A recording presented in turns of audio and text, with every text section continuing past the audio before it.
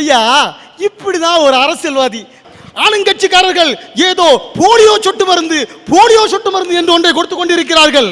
நான் மட்டும் ஆட்சிக்கு வந்தால் இந்த போலியோ சொட்டு மருந்திற்கு பதிலாக ஒரிஜினல் சொட்டு மருந்துகளை கொடுப்பேன். எப்படி அவருக்கு போலியோனாலே என்னன்னு தெரியல அவருக்கு. எங்க ஊர்ல இருந்து ஒரு எம்எல்ஏ சட்டசபைக்கு போனாங்க. சட்டசபையில என்ன சொன்னாங்க? சிலபஸை மாத்தணும்னு. இவர் நினைச்சாரு சிலபஸ்னா பஸ் தான் சொல்றாங்கன்னு நினைச்சு சிலபஸ் இல்ல, தமிழ்நாட்டில் உள்ள எல்லா பஸ்ஸும் மோசமா தான் இருக்கு, எல்லா பஸ்ஸையும் மாத்தணும்னு சொன்னாங்க. அதுதான்மா அரசியல்வாதி.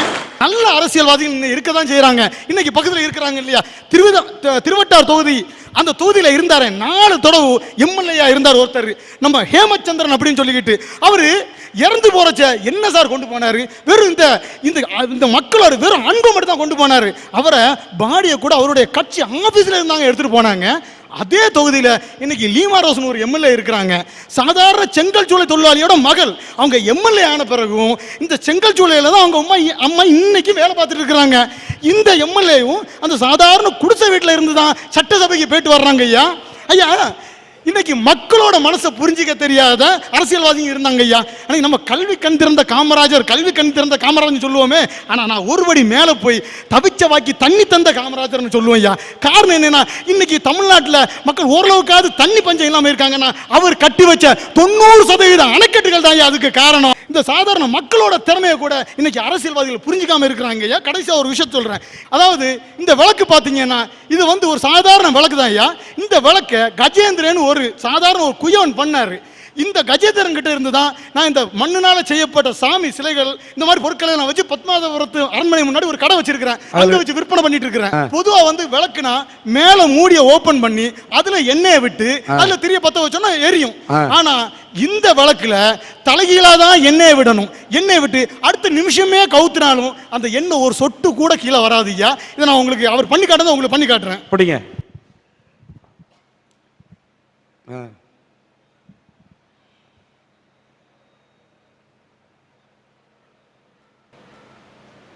பார்த்து கை நடுங்க ஊத்துங்க.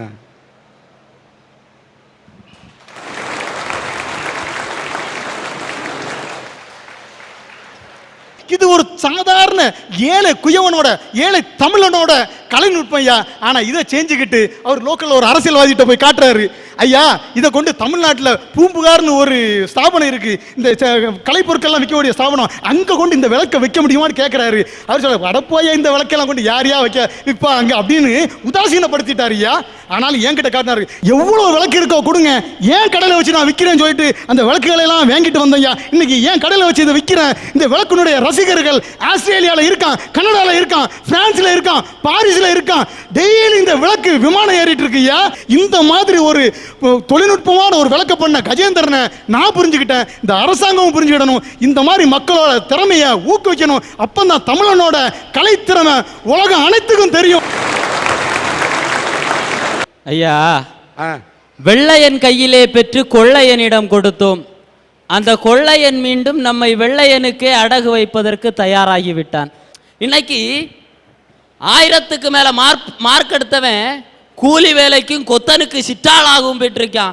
3 லட்ச ரூபா கொடுத்த இன்ஜினியர் அதுவே 5 லட்சமா மாறுச்சுன்னா டாக்டர்னு சொல்லக்கூடிய ஒரு நிலைமை இன்னைக்கும் நம்முடைய தமிழ்நாட்டில் இருந்துகிட்டு இருக்குதுன்னா, ஐயா, ஒரு ஏவுகணைக்காக இந்த செலவை கொண்டு 3.5 லட்சம் தொடக்க பள்ளிகளை உருவாக்கி இருந்தா இன்னைக்கு இந்த கல்வி நம்முடைய தமிழ்நாட்டிலேயோ இல்லை இந்தியாவிலேயோ தனியார் மயமாக்கப்பட வேண்டிய ஒரு அவசியம் இந்த நாட்டில் இருந்திருக்காது ஐயா.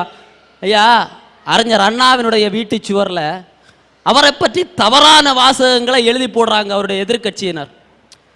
அண்ணாவினுடைய கட்சிக்காரனுக்கு பயங்கர கோபம். எழுதுனவன் கிடைச்சா அவனுடைய குரல் வளைய கடிச்சு துப்பிடலாம்னு நம்ம இருக்கிறான். அறிஞர் அண்ணா அவர்கள், அறிஞர் அண்ணா மட்டும் என்ன சொன்னார் தெரியுமா? இரவு ஆனவுடன் அந்த வாசகத்துக்கு அருகில் ஒரு விளக்கை வையுங்கள், எழுதிவிட்டு சென்றவன் தவறில்லாமல் படிக்கட்டும்னு சொன்னா ஐயா. ஐயா, அதே அறிஞர் அண்ணாவுடைய சாவுக்கு 20 லட்சம் மக்கள் வந்தாங்களாம். கிண்ண சாதனை. ஒரு தனி மனிதனுடைய சாவுக்கு இவ்வளவு கூட்டம் உலகத்திலே வந்ததுல அறிஞர் அண்ணா நல்ல அரசியல்வாதியாய் தன்னை புரிஞ்சிருந்தார். அதனால மக்களும் அவரை புரிஞ்சுக்கிட்டாங்க ஐயா. ஆனால் அவர் உயிரோடு இருக்கும் போது 1962 அவருடைய சொந்த தொகுதியில தோக்கடிச்சாங்க ஐயா. ஐயா, இன்னைக்கு கன்னியாகுமரி மாவட்டத்தில் இருக்கக்கூடிய ஒரு நிலைமை, முதல்ல 1.5 லட்சம் ரூபாய் கொடுத்தா கண்டக்டர் வேலை, டிரைவர் வேலை. அப்புறம் 2 லட்சமா மாறி இப்போ 3 லட்சம் ரூபாய் கொடுத்தா டிரைவர் வேலை, கண்டக்டர் வேலை. நான் கேட்கிறேன், லட்ச ரூபாய் கொடுத்தா அரசு வேலையை விற்கிற இவன் கோடி ரூபாய் கொடுத்தா இந்த இந்திய தேசத்தை விற்க மாட்டான்னு என்னையா நிச்சயம்? இந்த நாட்டில் இருந்து ஒரு பிடி மண்ணை கூட அந்நியன் அபகரித்து செல்ல விட மாட்டோன்னு கார்கில்னு தன்னுடைய நெஞ்சில குண்ட வாங்கி செத்தானே என்னுடைய ராணுவ வீரன், அவனை புதைக்கிறதுக்கு வாங்கின சவப்பட்டியில ஊழல் செய்தாங்க ஐயா. அவனை புதைக்கிறது வாங்கின சவப்பட்டியில ஊழல். ஐயா, இந்த நாட்டில் படிச்சவன் என்னைக்கு குடிக்கிறவனுக்கு ஊத்தி கொடுக்க தொடங்கினானோ அன்னைக்கு இந்த நாட்டில் ஜனநாயகம் செத்து போச்சியா. என்றைக்கு இந்த நாட்டிலே மதுக்கடைகள் திறக்கப்பட்டதோ அன்றைக்கே மதுக்கடைகளுக்கு திறப்பு விழா, நல்ல மதிப்படைத்தவர்களுக்கு மூடு விழா. சொல்லுங்கம்மா. ஐயா, சின்ன பிள்ளைங்களுக்கு ரொம்ப பிடிச்ச ஒரு விஷயம் எது தெரியுமா? மழையில நனையிறது. நீங்க சின்ன பிள்ளைன்றப்போ மழையில நனைச்சிருக்கீங்களா? எல்லாரும் நனையாம எப்படி இருக்க முடியும்? அதே இது உங்க பையனோ பொண்ணோ மழையில நனைஞ்சிட்டு வந்தா நீங்க திட்டுவீங்களா, திட்ட மாட்டீங்களா? என்ன கேட்டா, நான் அந்த காலத்துல மழையில நினைஞ்ச மாதிரி தான் என் பையன் நினைஞ்சிருக்கான். அவன் ஏன் மழையில நினைஞ்சாங்கிறத புரிஞ்சுக்கிட்டு மழையில் நினைந்ததுக்கு நிவாரணம் தான் தேடுவேன். சார், நீங்க இப்படி இருக்கீங்க, எங்க அம்மா அப்பா இருக்காங்க சார், மழையில நனைஞ்சோன்னா நம்மள திட்டியே தீத்துருவாங்க. மழையில நனைவது உனக்கு பிடிக்கும், உனக்கு பிடிக்கும் என்பது உன் தாய்க்கு தெரியும். ஆனால் மழையிலே நினைந்தால் உனக்கு ஜலதோஷம் பிடிக்கும் என்பது, சளி பிடிக்கும் என்பது உன் தாய்க்குத்தான் தெரியும். சார், சின்ன பிள்ளைங்கான எங்களோட உணர்ச்சியே இந்த அம்மா அப்பா புரிஞ்சுக்கலனா இந்த வளர்ந்த அண்ணா அக்காவோட உணர்ச்சியை எப்படி சார் புரிஞ்சுப்பாங்க? யாரால புரிஞ்சுக்க முடியல. எங்க வீட்டுல ஒரு பையன் இருக்கான் சார், படாத பாடுபடுத்திட்டு இருக்கான். பரிச்சை வருதுரா, ஒழுங்கா படுறா, 100க்கு 90 எடுக்கணும்டா. நீ அப்பா மாதிரி நல்லா படிக்காட்டாலும் பரவாயில்ல, 100க்கு 90 எடுக்கணும்டான்னு. 100க்கு 90 எடுக்கணும்டான்னு நான் சொன்னேன். இதுல ஏதாவது தப்பு இருக்கா? மறுநாள் காலையில பார்க்க பரிசுல இருந்த 100 ரூபாய் 90 ரூபாய் எடுத்துட்டு போயிட்டான். நீ எழுந்திருச்சாலே விவகாரமா இருக்கியா? என்ன செய்ய சார்? சார், எல்லாருக்கும் ஒரு எதிரி இருப்பான், ஒரு ஜென்ம விரோதி இருப்பான் சார். எனக்கு அந்த எதிரியின் ஜென்ம விரோதி யார் தெரியுமா? என் பாட்டி தான். நான் என்ன ஒரு வேலை செய்தாலும் அல்ல குத்தம் கண்டுபிடிச்சுட்டே இருப்பாங்க. நான் 5வது படிக்கும் போது முதலா ஓட்ட போட்டியில கலந்துக்கிட்டேன். என் அம்மா அப்பா காலில் விழுந்து ஆசீர்வாதம் வாங்கினேன். அம்மா சொன்னாங்க, வீட்டுக்கு பெரியவங்க பாட்டி இருக்காங்கல்ல, பாட்டி காலில் விழுந்து ஆசீர்வாதம் வாங்கிக்கோமான்னு. நானும் போய் பாட்டி கால விழுந்தேன் சார். பாட்டி, எனக்கு இன்னும் ஸ்போர்ட்ஸ் டே, நான் முதலா ஓட போறேன், என்ன ஆசீர்வதிங்க பாட்டின்னு. அவங்க சொன்னாங்க, பார்த்து மெதுவா ஓடுமான்னு. அன்னைக்கு எனக்கு ஓட்ட பந்தயத்துல லாஸ்ட் தான் சார் வர முடிஞ்சது. பாட்டி சொன்னது என்னன்னா, பார்த்து மெதுவா ஓடுன்னு சொன்னதோட அர்த்தம் நான் என்ன தெரியுமா எடுத்துக்கிட்டேன்? ஓட்டப்பந்தயத்துல எடுத்ததுமே ஓடும்போது மெதுவா ஸ்டார்ட் பண்ணும். மெதுவா ஸ்டார்ட் பண்ணிட்டு தான் யாரு முன்னாடி போறாங்கிறது முக்கியம் இல்ல, யாரு முந்திக்கிட்டு வர்றாங்கிறது தான் முக்கியம். எடுத்தது ஸ்டெப் முதல்ல மெதுவா ஸ்டார்ட் பண்ணும், அப்பதான் பின்னாடி தம் பிடிச்சு நின்று ஓட முடியும். அப்படிங்கறத பார்த்து பக்கத்துல இருக்கிறவனை விட நீ பார்த்து மெதுவா ஆரம்பிச்சு பின்னாடி வேகமா விவேகமா ஓடணுங்கிறத தான் பாட்டி சொன்னுச்சு. அத பிள்ளைங்க தப்பா புரிஞ்சுக்கிட்டா இந்த அர்த்தம் வரும். ஓகே சார், இது கூட பரவாயில்ல. இந்த பாட்டி மாருங்க ஆ ஊனா என்ன சொல்லுவாங்க தெரியுமா? நாங்க அந்த காலத்துல இருந்தே இவங்க என்ன செய்தாங்க? நாங்க தானே பாரதி கண்ட புதுமை பெண் எல்லாமே. இந்த பிள்ளை சொல்லுது, பாட்டி சொல்றாங்க அந்த காலத்துல இருந்தே நாங்க. நீ அம்மா, பாட்டி ஒண்ணு வீட்டுல இருந்துச்சுன்னா, உனக்கு ஜலதோஷம் வந்துச்சுன்னா ஒரு டப்பால பாட்டி வைத்தியம் மருந்து கொண்டு வருவாங்க. வயிற்று வலி வந்துச்சுன்னா இன்னொரு டப்பால மருந்து கொண்டு வருவாங்க. நெஞ்சு வலி வந்துச்சுன்னா அதுக்கு ஒரு மருந்து கொண்டு வருவாங்க. இன்னைக்கு பாட்டிகளை ஒழுங்கா நம்ம கவனிக்காததுனால தான் லட்சமா கொண்டு ஆஸ்பத்திரிகளை தள்ளிக்கிட்டே இருக்கோம், தெரியுமா? சார், ஒரு தடவை சின்ன பிள்ளை இருந்தப்போ நானும் என் பாட்டியும் சேர்ந்து ஒரு பஸ்ல போயிட்டு இருந்தோம் சார். நீங்க கூட வார வழியில பார்த்திருப்பீங்க. பெரிய ஃபேன் மாதிரி இருக்குமே காத்தாடி. அப்ப எனக்கு தெரியாது சார். பாட்டி கிட்ட கேட்டேன், பாட்டி பாட்டி யா இவ்வளோ பெரிய ஃபேனா போட்டு வச்சிருக்காவேன்னு. பாட்டி என்ன சொன்னாங்க தெரியுமா? ஓ தெரியலனா தெரியலன்னு சொல்லாம என்கிட்ட இது இங்க விவசாயம் பண்றவங்களுக்கு வேர்க்கும், அவங்களுக்காக அரசாங்கமே வந்துட்டு இருக்குன்னு சொன்னாங்க. 2 வாரத்துக்கு முன்னாடி எங்க டீச்சர் சொல்லிதான் சார் எனக்கு தெரியும் அது காத்தாடி அதுல இருந்து மின்சாரம் தயாரிக்கிறாங்கன்னு. இப்ப புரிஞ்சிக்கப்படாத உறவுன்னு சொன்னாலே இந்த இளைஞர் முதியோர் உறவு தான். ஐயா, நம்முடைய நாடு ஜனநாயக நாடு, ஜனநாயக நாடுன்னு நாம மார்தட்டி சொல்லிக்கிட்டு இருக்கிறோம். அண்மையில் நடந்த ஒரு தேர்தலில் 110 கோடி பேர் இந்திய மக்கள் வாழுகிற இந்தியாவில் பதிவான வாக்குகள் வெறும் 42 கோடி.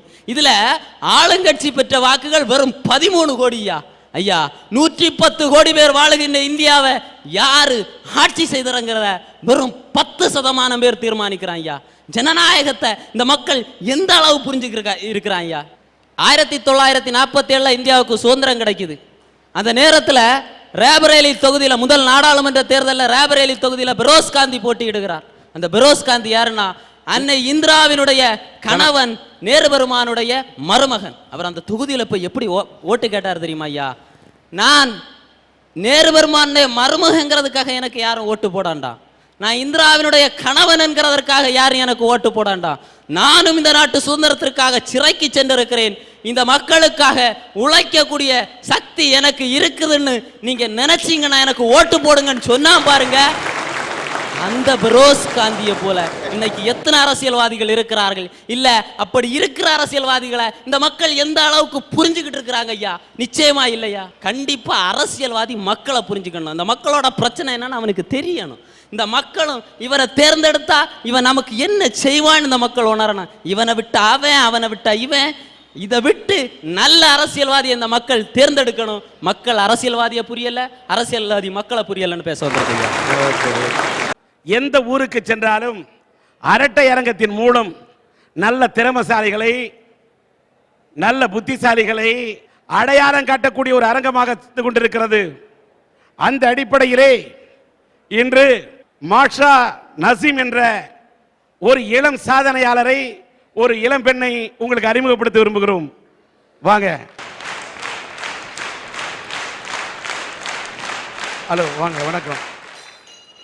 இந்த மேடையில் நின்று கொண்டிருக்கக்கூடிய இவர்தான் மாஷா நசீம். இவர் 7ஆம் வகுப்பு படிக்கும் போதே ரயில் பயணம் செய்தார். அதாவது ரயில் பெட்டியில இருந்து வெளியேறக்கூடிய கழிவு, ரயில்வே ஸ்டேஷன்ல ட்ரெயின் நிற்கும் போது கழிவு விழுந்தால் அந்த ரயில் நிலையத்தை அசுத்தப்படுத்துகிறது.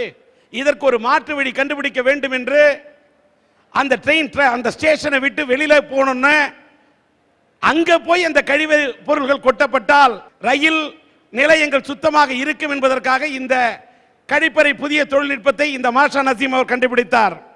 தற்போது 10ஆம் வகுப்பு பரீட்சை எழுதி உள்ளார். 2005 இந்த கண்டுபிடிப்பை செய்திருக்கிறார். நம்முடைய முன்னாள் ஜனாதிபதி அப்துல் கலாம் மற்றும் இன்றைக்கு ரயில்வே துறை மந்திரியாக இருக்கக்கூடிய மத்திய மந்திரி லல்லு பிரசாத் யாதவ், வேலு, இன்னும் பலரிடம் இவர் சான்றிதழ் பெற்றிருக்கின்றார். இந்த பெண்ணை பற்றி சொல்ல வேண்டும் என்று சொன்னால், தென்னிந்திய அறிவியல் கண்காட்சி செகந்திராபாத்தில் நடைபெற்ற போது முதல் பரிசு பெற்றிருக்கின்றார். தேசிய அறிவியல் கண்காட்சியில் 10 மாடல்களில் ஒன்றாக இவரது கண்டுபிடிப்பு தேர்ந்தெடுக்கப்பட்டுள்ளது. உலக சுற்றுச்சூழல் சுகாதார உச்சி மாநாடு மாஸ்கோவில் நடைபெற்றுக் கொண்டிருந்த போது இவரது ஆய்வு கட்டுரை அங்கே இவர் சமர்ப்பித்திருக்கின்றார். இவரது சாதனைகளையே இந்தியா முழுவதும் 30,000 கிலோமீட்டர் மேற்பட்ட தூரம் பயணம் மேற்கொண்டு சோதனை செய்து காண்பித்துள்ளார். வளைகுடா நாடு ஷார்ஜாவில் இந்தியன் அசோசியேஷன் ஷார்ஜாவிற்கு இவரை அழைத்து அவருக்கு பாராட்டு வழங்கி பாராட்டு பரிசையும் கொடுத்திருக்கின்றார்கள். இந்த அளவுக்கு மாஷா நசீம் இந்த இளம் வயதிலேயே எல்லாம் வல்ல இறைவனின் அருளால் இன்றைக்கும் இவர் பல தன்னுடைய திறமைகள் மூலம் பல சோதனைகளை செய்து கொண்டிருக்கின்றார். இப்போ பிரசண்டா ரயில்வேஸ்ல இருக்க சிஸ்டம் இப்போ ட்ரெயின் டாய்லெட்ல வர வேஸ்ட்லாம் இப்போ டைரக்டா எல்லாம் ட்ராக்லேயே விழுந்தது. ட்ராக் ரொம்ப நாஸ்டி ஆகுது. இதனால ஒரு சைடில் ட்ராக் ரொம்ப நாஸ்டியாகவும், இன்னொரு சைடில் பிளாட்ஃபார்ம் ரொம்ப நீட்டாகவும் இருக்குது. இது unhygienic drainage disposal system in train. நான் கண்டுபிடிச்சிருக்க system hygienic drainage disposal system in train. இது எப்படின்னா, இப்போ ட்ரெயின் டாய்லெட்டுக்கு அடியில் ஒரு ஸ்டோரேஜ் டேங்கை நான் ஃபிட் பண்ணியிருக்கேன். இதுதான் ஸ்டோரேஜ் டேங்க். இந்த ஸ்டோரேஜ் டேங்கில் இந்த வால்வ் வந்து கனெக்ட் பண்ணியிருக்கேன். இந்த வால்வோட ஃபுல் கண்ட்ரோலும் இந்த இன்ஜின் டிரைவர்கிட்ட இருக்கணும்.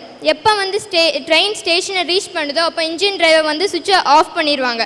ஸோ எல்லா வேஸ்ட்டும் இங்கே ஸ்டோர் ஆயிரும். இந்த வால்வ் க்ளோஸ் ஆகி எல்லாமே இங்கே இந்த ஸ்டோரேஜ் டேங்கில் எல்லாம் ஸ்டோர் ஆயிரும். எப்போ வந்து ட்ரெயின் ஸ்டேஷனை விட்டு அவுட்டரில் போகுதோ அப்போ வந்து இன்ஜின் டிரைவர் சுவிட்ச் ஆன் பண்ணுவாங்க. ஸோ எல்லா வேஸ்ட்டும் டைரெக்டாக அவுட்டர் ட்ராக்லேயே விழுந்துடும். இது வந்து ஒரு ப்ரப்போசல். இன்னொரு ப்ரப்போசலும் இருக்குது. என்னென்னா, இப்போ வந்து பெரிய பெரிய மெட்ரோ சிட்டிஸ்லலாம் ட்ரைனேஜ் சிஸ்டம் இருக்குது. அது வந்து ஒரு பெரிய பைப் மூலமாக ஸ்டேஷனில் ட்ராக்கு அடியில் கனெக்ட் பண்ணி விட்டுருணும்.